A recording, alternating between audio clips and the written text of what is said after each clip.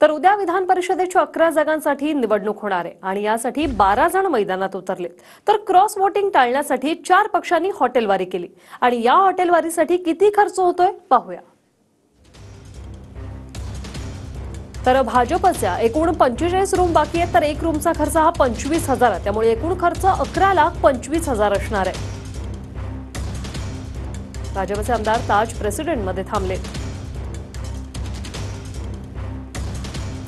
तर शिवसेना ठाकरे गटाचे आमदार आयटीसी ग्रँड हॉटेलमध्ये थांबलेत। एकूण रूम 31 बुक करण्यात आलाय आणि एका रूमचा खर्च आहे 28,000 रुपये, त्यामुळे एकूण खर्च जो आहे तो 8,66,000 झालाय।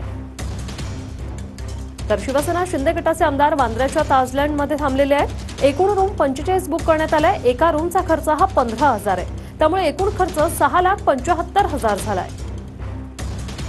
तर राष्ट्रवादी अजितदादा गटाचे आमदार द ललित मध्ये थांबलेत। एकूण रूम 40 आहेत आणि एका रूमचा खर्च 12,000 आहे, एकूण खर्च 4,80,000 झालाय।